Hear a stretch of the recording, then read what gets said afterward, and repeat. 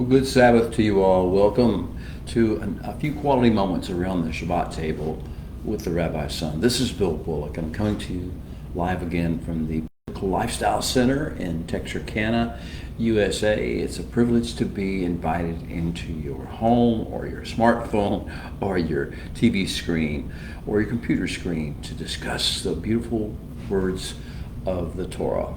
We are on a quest. We are seeking the answers to life's most important questions. We have been on this quest and talking about it now for 45 weeks. We're coming to a rich vein in the mountain of inquiry, and we're about to find some new answers, some greater answers. Some of the things we'll talk about will be applicable on a macro level, on a larger societal level, I should say, and some of them on a micro level, on a very personal, intimate, individual basis of what we need to do within ourselves, and then broaden it out to how we and our fellows, the others in the covenant, need to impact society as a collective. So these are some of the things we'll talk about, the answers to life's most important question. This week it's Parsha Ekev, E-K-E-V in English, Ayin Kuf, and Vav in Beit in Hebrew. So Ekev, and it means basically the heel.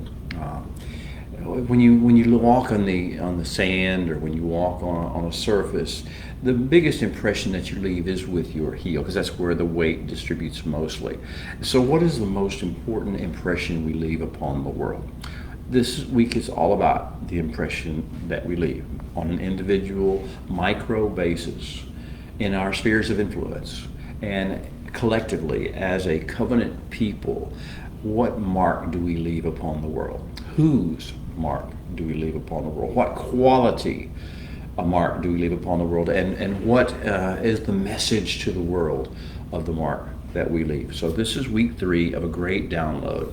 Moshe's last 36 days on earth, his great Devarim download, the download of words that carry the beauty and the majesty and the creative energy of the Holy One, come through a human being's mouth, releasing divine energy into the world to bring about what they're talking about. This great Devarim download.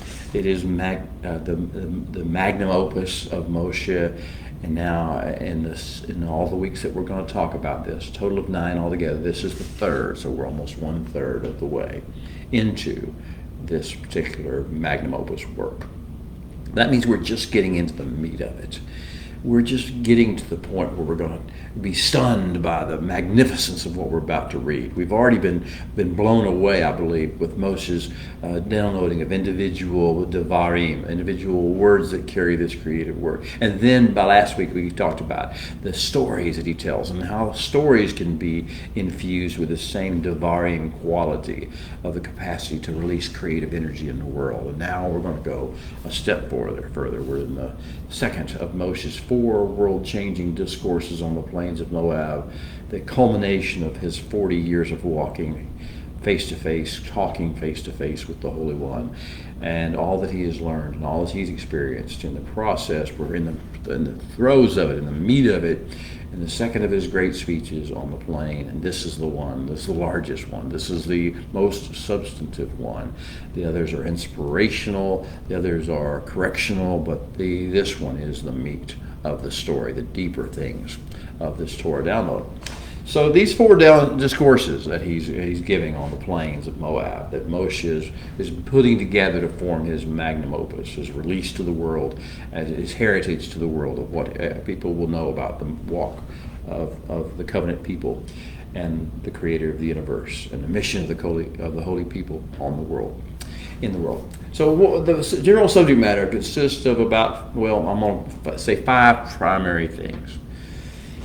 5 big questions. And I talk about this being a quest in which we're seeking answers to life's most important questions. And that's how I'm phrasing the general subject matter of these 4 discourses. The first of the subject matter questions that is one of the most important questions of the people of the universe is, do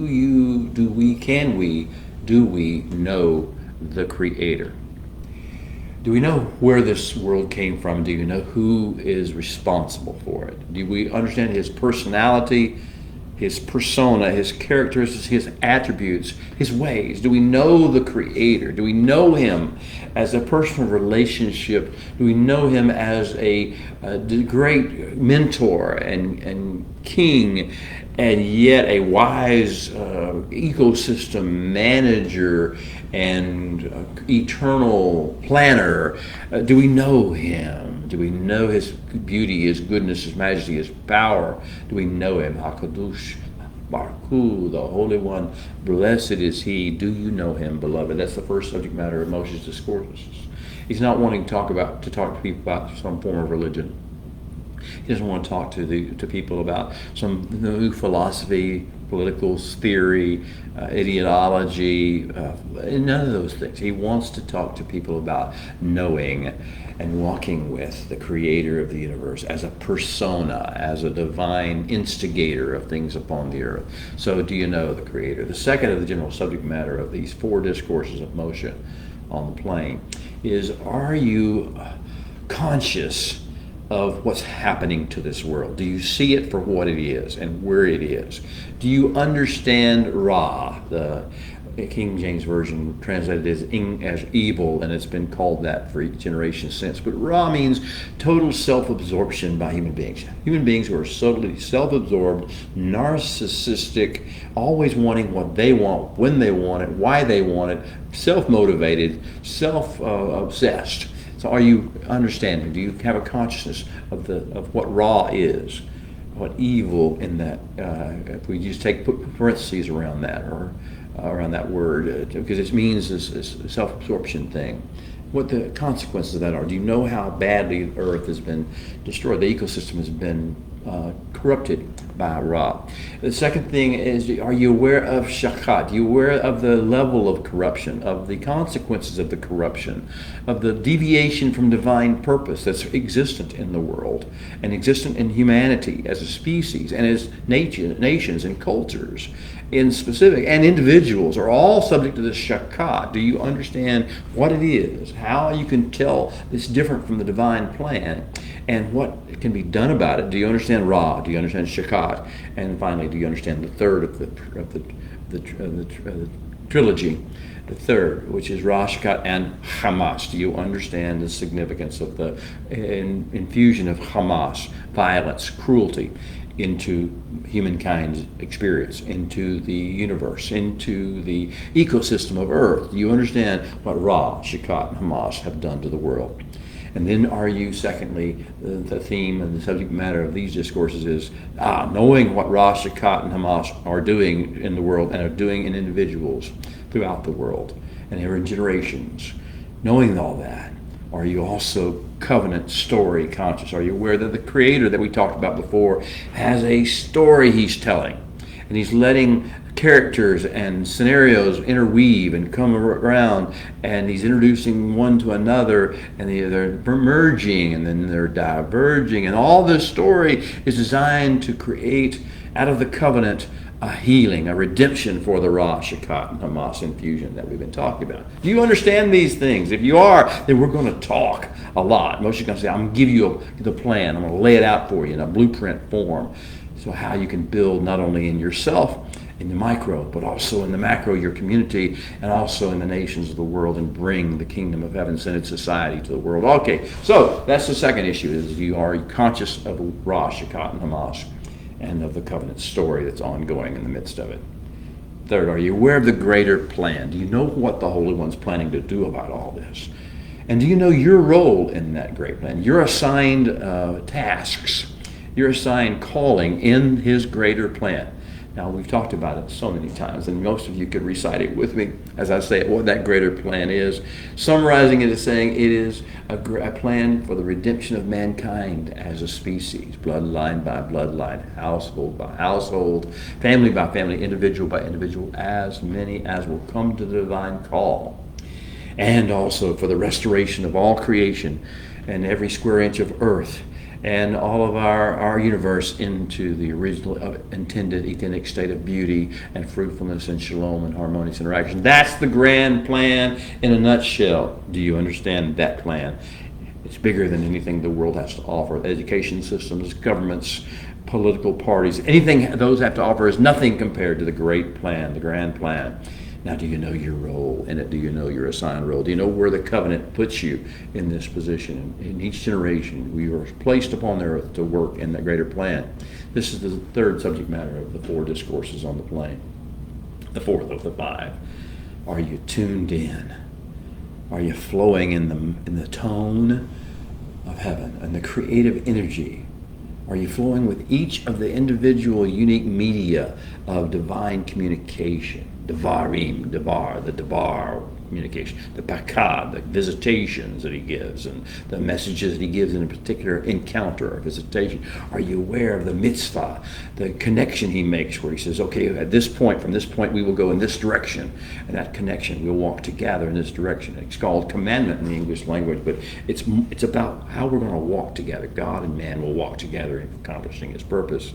And the next divine communication media is mishpat, and we're going to talk a lot about mishpat in Parsha, mishpatim, the plural of it, in Parsha Ekev. Mishpatim are going to be in the spotlight, as well as mitzvot, or the mitzvah plural. Then there's more kinds of divine communication, more media. There's the chuk, there's the instruction. It says this is what a bridegroom tells his bride, what a husband tells his wife, or a wife tells. This is what we do because we love. It's not because we have to figure out why. It's because this is what my partner's doing and wants me to do, and this is what we're going to do. Hukim in the plural form. Idah, the idea of stories that change the atmosphere, that inspire, encourage, or even correct, but edut, plural version of edah. And that's another form of divine communication, media. And hazon, the vision, the idea that the Holy One imparts to us visions so we can see what he's seeing, at least in some small fragment. In a vision, we see what he sees, not what human beings in their natural form with their fleshly Rasha, Ka, and Hamas infected senses can detect. And then there's Halom, there's the dream, as Yosef had, as Yaakov before him had, as so many of us have had. You call Halom this idea of communication by dream. Now the issue is, are you tuned in and flowing with the tone and the creative energy of these different forms of divine communication? Are you on the comm system? And if you are, then we can talk. If you're not, then we need to gently introduce you back to the comm system and to the creator and to the storyline and to the grand plan. So that's the fourth. The fifth of the general subject matter of the 4 discourses of Moshe on the plain, his magnum opus is, are you ready to build? Are you ready to build something upon the earth that will leave a lasting impression, that will actually change the dynamic, change the direction of the flow of humanity and creation in general? That it will heal the broken heart and the broken soul, the tikkun nefesh, and will restore the world to its Edenic state, bit by bit, moment by moment, situation by situation, to make tikkun nefesh, the healing of the individual human soul, and tikkun olam, the restoration of the world to Edenic state. Are you ready to build it? Are you ready to build a kingdom of heaven-scented society, a counterculture with infrastructure and with substance and with staying power? Build a kingdom of heaven-scented society, a counterculture that will counterbalance the raging nations and the vain imagination-obsessed peoples of the world by operating on Kedusha, the energy of heaven's courts, flowing in through human beings upon the earth, through the 5K gifts of Hayah, of passion for it, enthusiasm about life and life abundantly, life as it should be lived, about kavod, the issue of the weight, carrying the weight of heaven into earthly conversations and transactions, having our words have his weight, having our actions have that weight, carry that weight, have that impact, and leave that heel mark. And the third, the 5K gifts is chesed, covenant-based love, mercy, and kindnesses and actions of affirmation that go way beyond the letter of the covenant and go to the heart of the matter, the purpose of mankind's covenant in the first place. And the fourth of the 5K gifts is Chokmah, translated generally into English as wisdom. Do you want wisdom? Well, let's talk about what wisdom is Hebraically. Chokmah. Chokmah means the skill to get things done that need to get done. The ability to look at a situation and then get hands-on with the situation and actually make it improve, as opposed to just criticizing, condemning, blaming, whatever the world likes to do. Wisdom in Hebrew is about action and fixing things that are broken. And the fifth of the 5K gifts, we've talked about it before, is Kippur.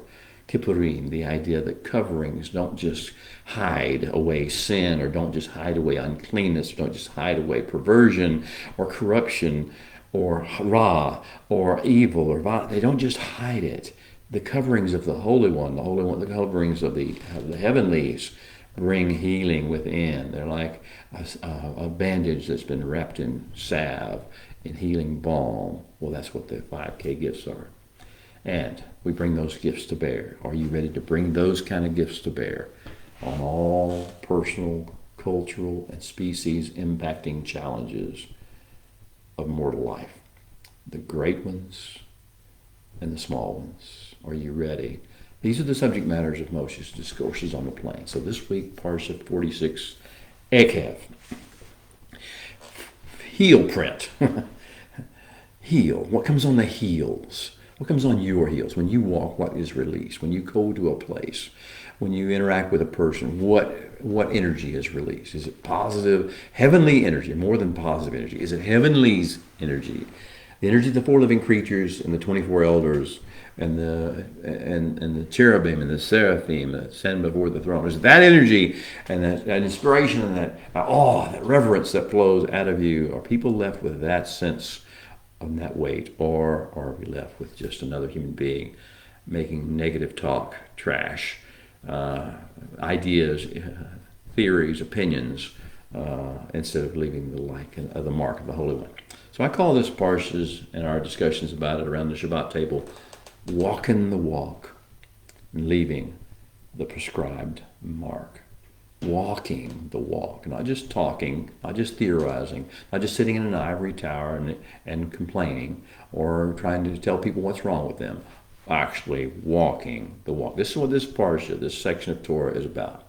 It's Deuteronomy 7:12 through 11:29.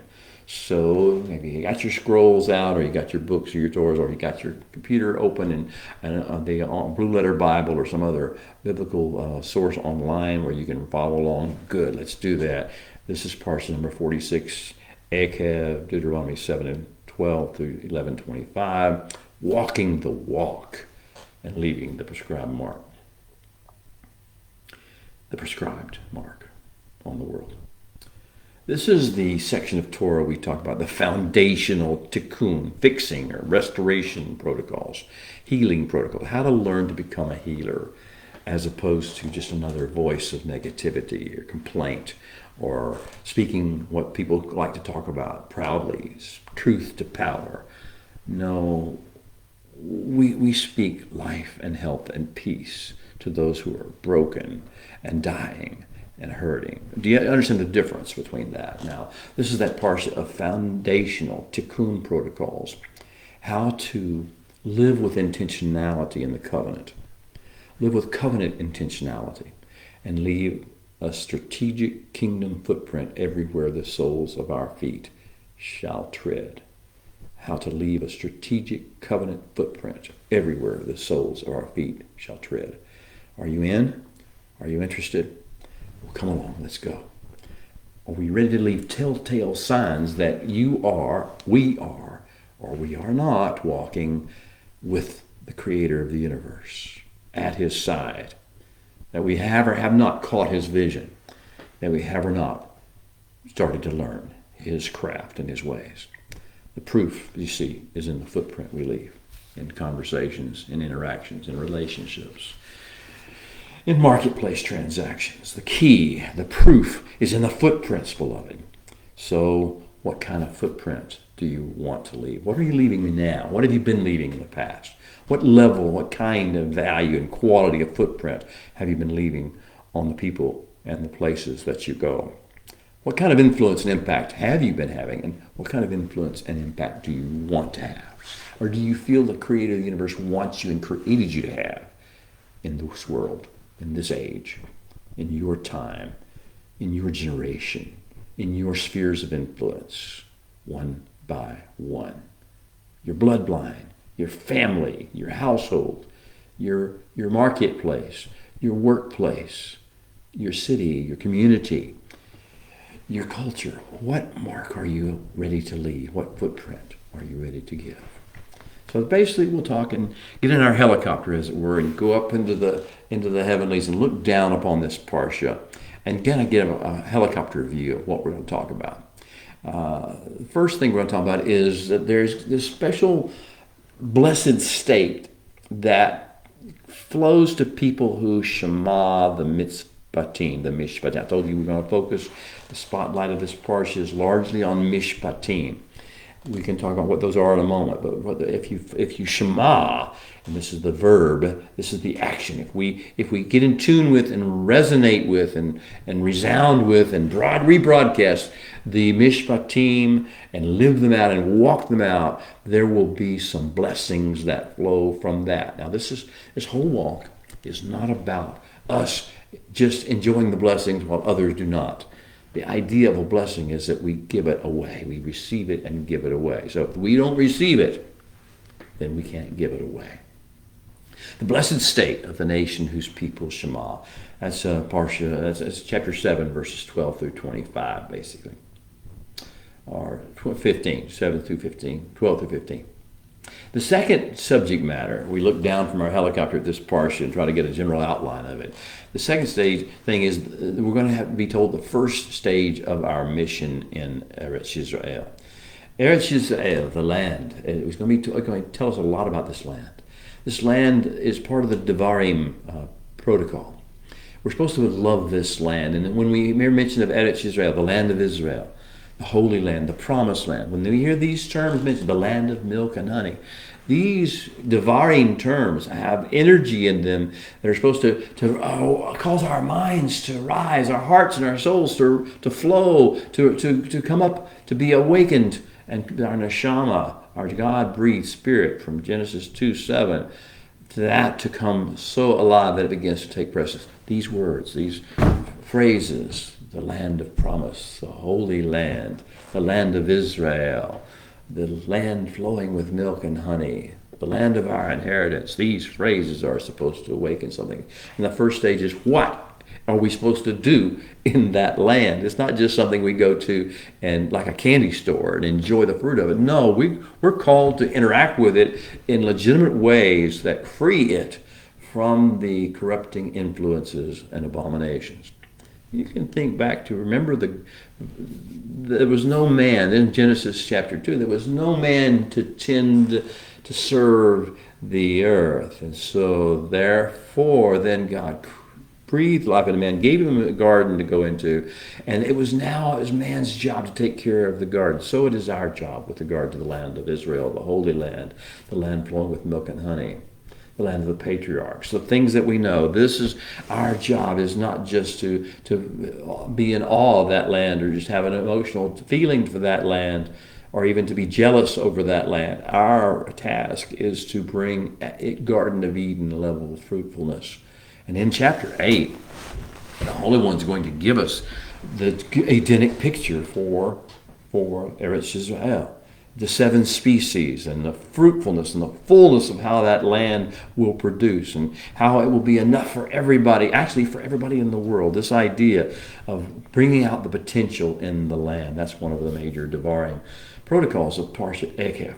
But let's go back into our outline. That's the first stage of our mission, is redeeming the land so that it can be fruitful and freeing it from the corrupting influence and abominations of those who are holding it down, keeping it, who are corrupting it, who are squatters in it. And then the third part, third topic is related, the displacement of the Canaani. There are people who are desecrating the land, not just because of their presence, but because of the actions, the things they do. It's more about the things that they say and the things they do. They bring us so much pain and human misery into the land. So we have to displace them. He's going to send the hornet before us to send them out. But those who are stubborn and resistant, those who are the haters of the bunch, those are the ones that we're called to displace. And so that's chapter 7, verses 24 through 26 primarily. And then we're going to have a big exhortation. And the new verbs are actually reused verbs of the Hebrew, the Devarim verbs of the Hebrew. Shamar, treasure, cherish, and carefully guard. Asa, take as a blueprint and use your hands and interact with real raw materials to make it come to pass in some legitimate, visible, tangible, productive way. And do what with that? And that's our mitzvah we're going to have. The first part is the blessed state of the nation whose people shema the mishpatim. And beginning with chapter 8, we're going to talk about those who shamar and asa the mitzvah, another big major divine form of communication. Then moving on, in chapter 8, verses 2 through 5, we're going to talk about, Moshe's going to talk about the real purpose behind the wilderness trials, the reason the Holy One led us out into the wilderness. As opposed to taking us directly into the land, he led us through the wilderness. He allowed us to go for 40 years. Why? And we're going to learn about this thing called the musar, the discipline of the Father for his children, the discipline of the covenant people by their God, the discipline that we need to be able to bring tikkun nefesh and tikkun olam, the healing of the individual soul of those people we meet, and the restoration of the land to Edenic fruitfulness. The wilderness trials purposes, we were tested to prove and what? Whether we would or would not shema and asa and build the things the Holy One had told us to build, the mitzvah and the mishpatim and the hukim.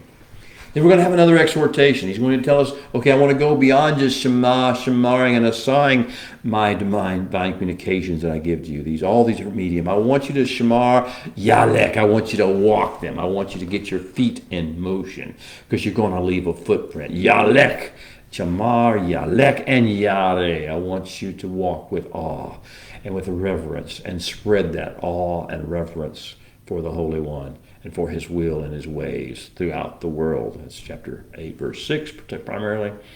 And then we go into chapter 8, verses 7 through 9.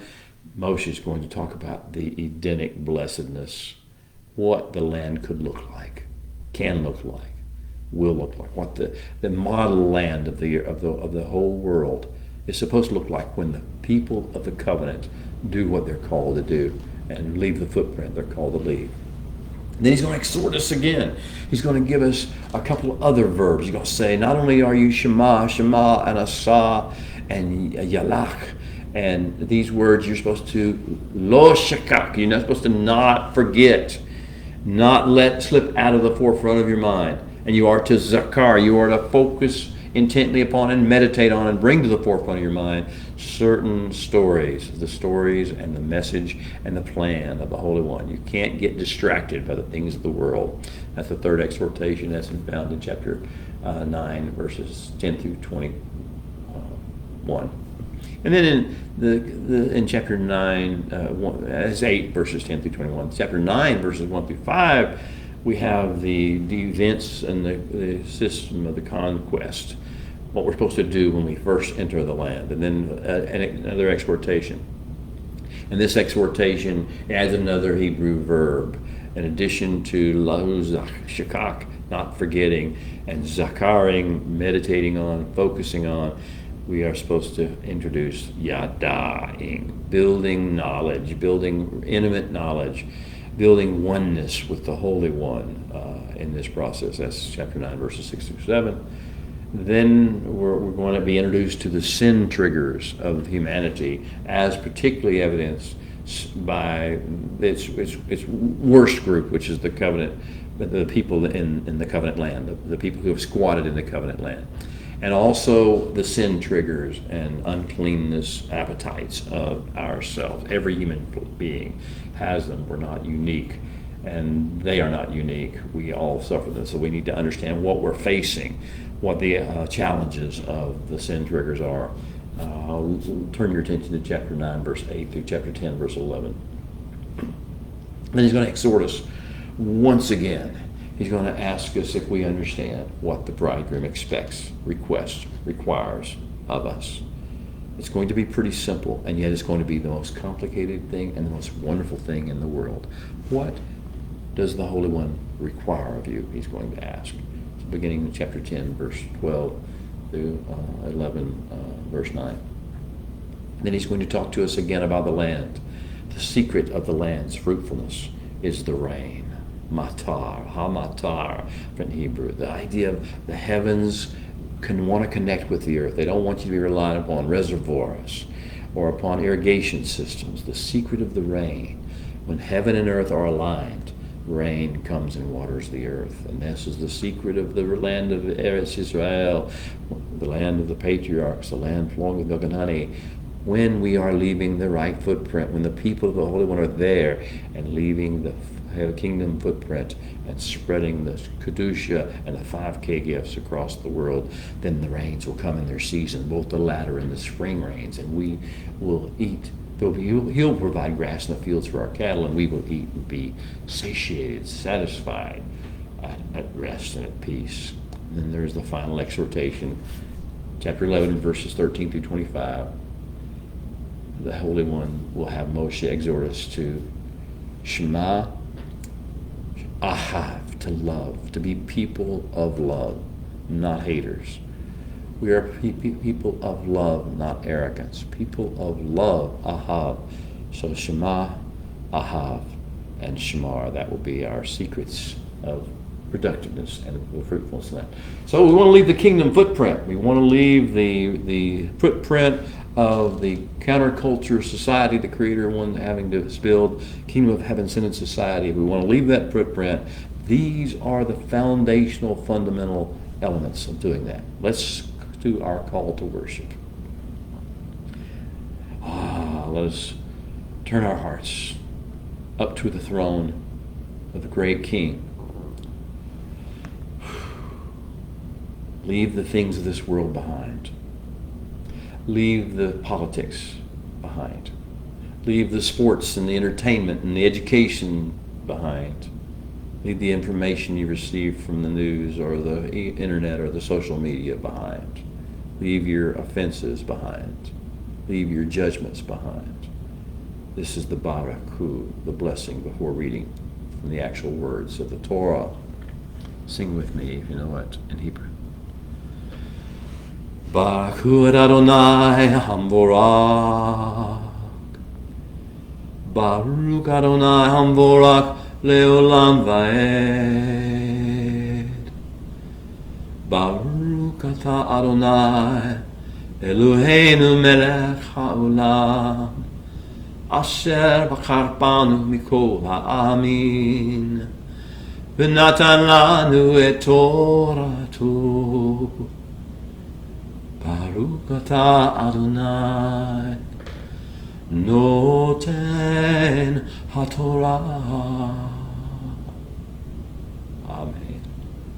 Now may you open our eyes, O Holy One, that we may see wondrous things in your Torah. We are just strangers in the earth. So do not hide your instructions from us.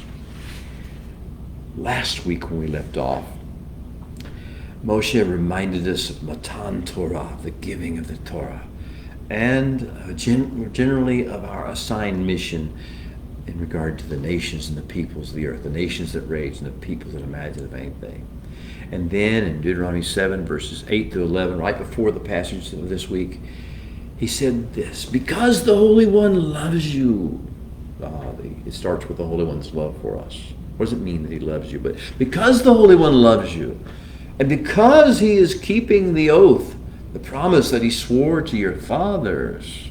So what does it mean? What is this covenant that he swore to our fathers? What is it exactly he is engaged in? Well, because the Holy One loves you, and because he is keeping the oath that he swore to your fathers, something has happened. The Holy One has brought you out with a mighty hand. Have you been touched by the mighty hand? Have you been delivered?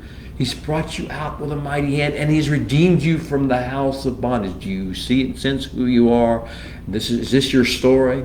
He has brought you out with a mighty hand, and He has redeemed you from the house of bondage, from the hand of Pharaoh, the king of Egypt, that great tyrant of the earth, in the physical and the spiritual realm. You have been freed from that, from his hand, from his grip.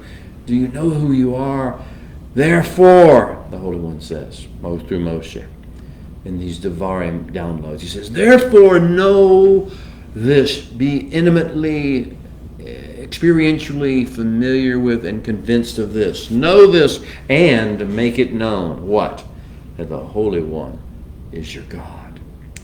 Baruchu, Hakadosh Baruchu, the Holy One is your God, and He is God. He is the faithful God, the long-suffering God, the steadfast God, consistent God, who keeps covenant and mercy for 1,000 generations with those who love Him. It started with Him loving us.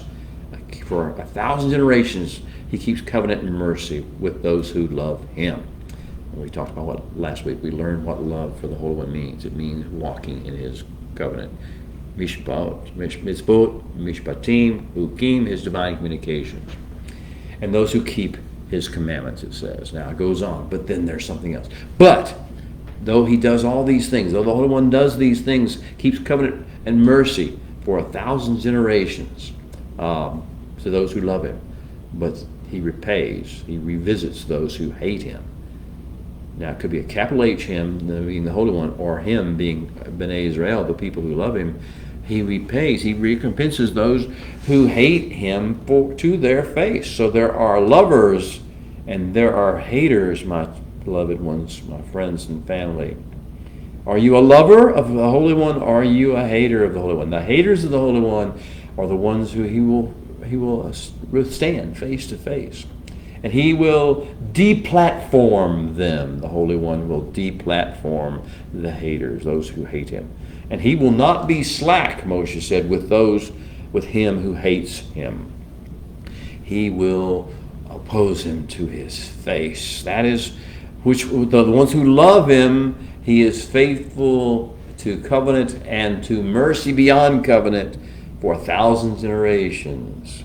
Those who keep His commandments. But those who hate Him, who reject Him, who oppose Him, you can't hate something you haven't met or been exposed to. So those who have been exposed to Him and seen His ways and rejected them and turned their nose up to them and turned it back to Him, them He will respond to face. Therefore, Moshe said, to finish the last week's parsha, therefore you, and this is in the micro, on individual basis, you and me, and on the macro, our culture. Therefore, you are to what?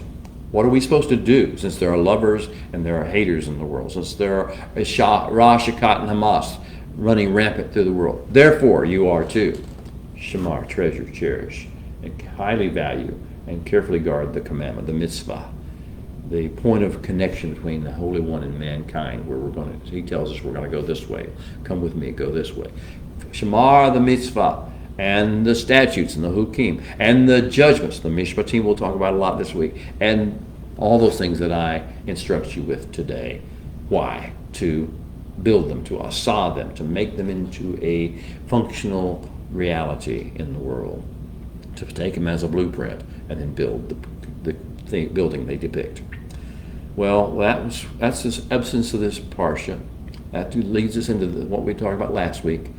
As we enter this week, we should know that the stakes of our lives and the footprint that we leave, the stakes are very incredibly high.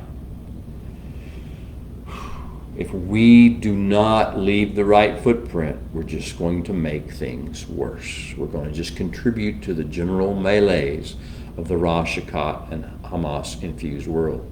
You see, the stakes are high because there is so much Ra, so much self-absorption in the world.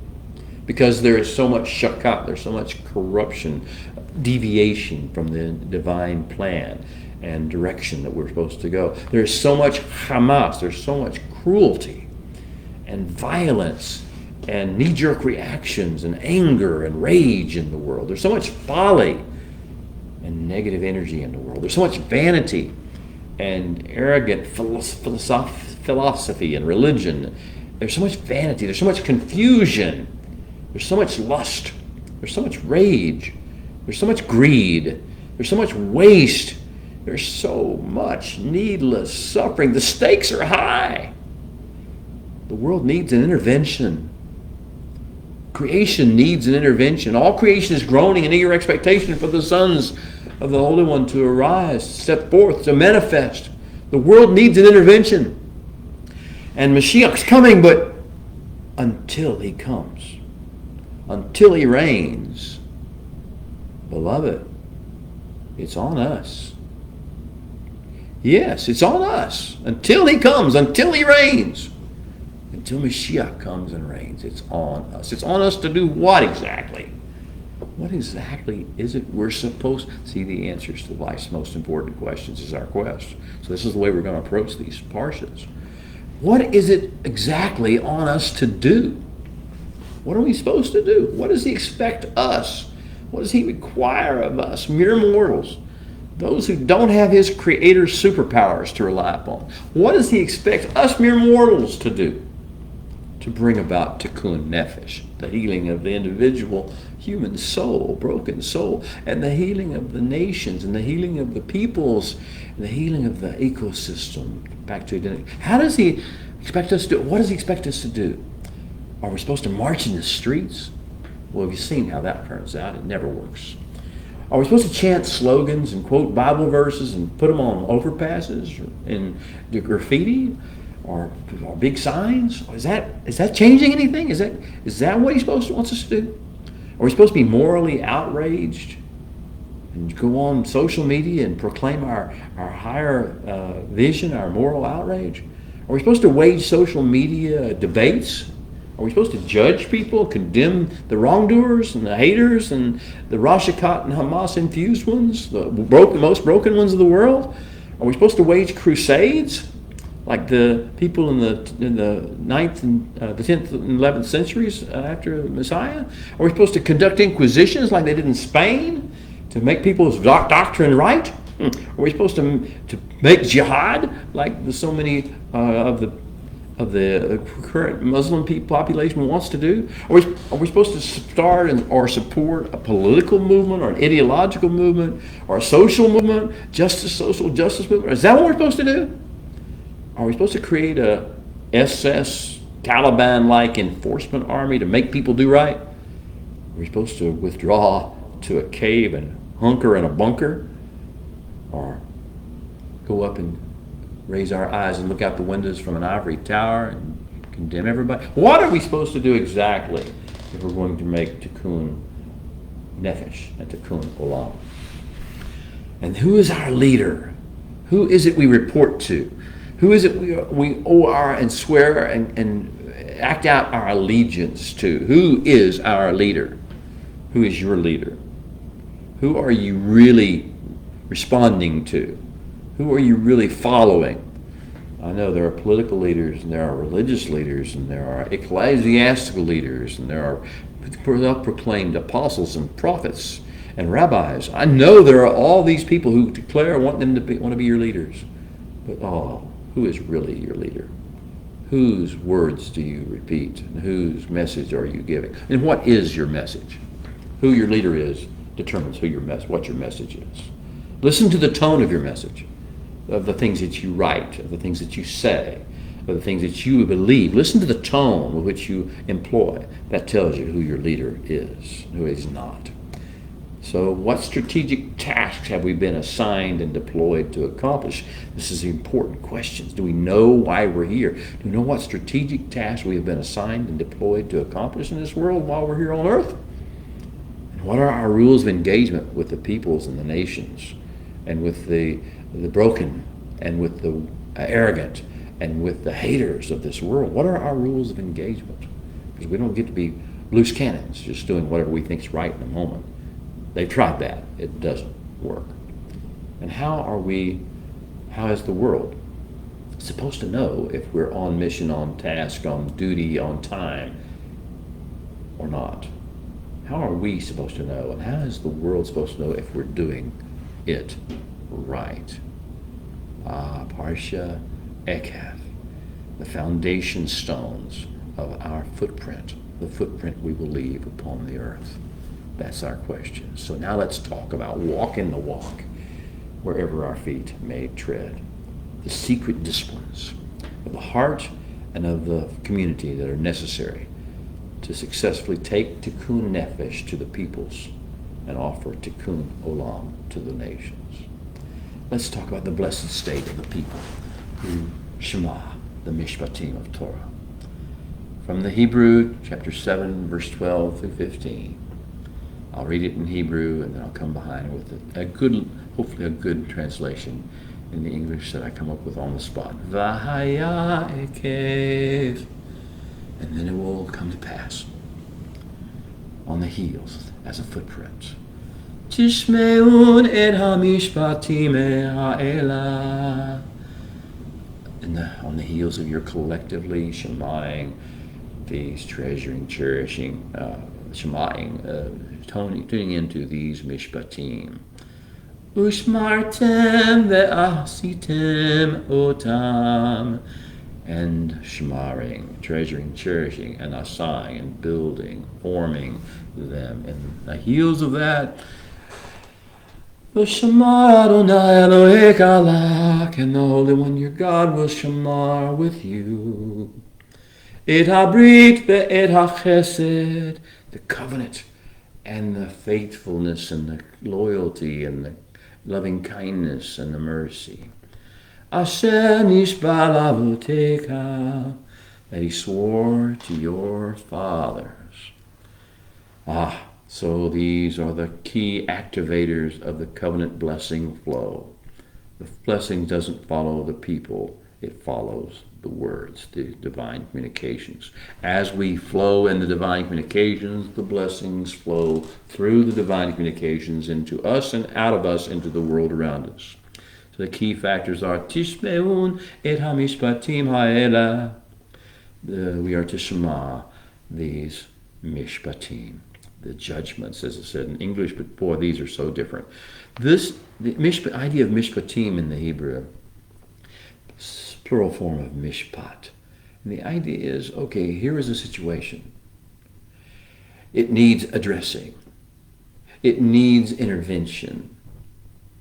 Mishpatim are the Holy One's instructions as to how to intervene, what needs to be done to send the opposite of the negativity effect, to send the positive, the energy of heaven into the situations and create tikkun nefesh or tikkun olam or both. These are the mishpatim. And we are to shema, the Holy One says. And we are to treasure and cherish and highly value and carefully guard them. And we are to take them as a blueprint that we are to build to make them come to pass in real time, in real situations, with real people in the earth. Later in the Parsha, toward the end of the Parsha, we'll be given a little bit more detail. Beyond shemaing them, the mishpatim, and shemarting them and asaing them, we're going to learn that the secrets of bringing them into play involve three more things. Ahavat, we are to love. We're to love the Holy One, our God, with all our heart, with all our soul, with all our strength. And in the course of that love, we're to turn that love outward toward other people. And we're not to love them with our love. We're to love them with His love. We're to love them in such a way that they know they have been loved. Now, that love takes many forms in different ways, but the idea is it always comes specifically what the Holy One wants to do in that life at a given situation and doing what's necessary to make that happen. And then the second thing, beyond ahavat, or the love of the Holy One, is halakha. We are to walk in all His ways. He ended last week's parsha with, he will make a big point this week about how we walk, what impression we leave, how the sole of our foot, the heel print, the boot heel that we leave upon the earth, whether it's healing or whether it's breaking, it's destructive, whether it's constructive or destructive, whether it's of heaven or of the mind of earth, be it philosophy, ideology, politics, or religion. And then the third, after ahavat, the love of the Holy One, halakha, walking in His ways, The third issue is devakut. Beautiful Hebrew term. It comes first used in, the verb is first used in Genesis. It's talking about what a man and a woman are to do when they are to become one. The vok, they're to become that one, that cling to one another and to become like one another. That are we doing that? Are we becoming more and more like the Holy One? Are we devak with Him? Are we devakut? Are we pursuing this idea of being like Him, one with Him, leaving His words, leaving His impressions, leaving His love? Well, beloved, my time with you is coming to an end. Our little time around the Shabbat table hopefully has been meaningful to you as an overlook, as an overview of this parsha. The real meat of it lies before you. Chapter 7, verse 12 through chapter 11, verse 29. I encourage you to sit around your Shabbat tables or in your community meetings or gatherings, or get before the Holy One and just take out your scroll or your book or your sefer or your internet version of the Bible and just begin to pursue communication with the Holy One about why you're here and what kind of footprint you should be leaving on every sphere of influence, including your own family. Blessings to you, beloved. Shabbat Shalom. See you next week.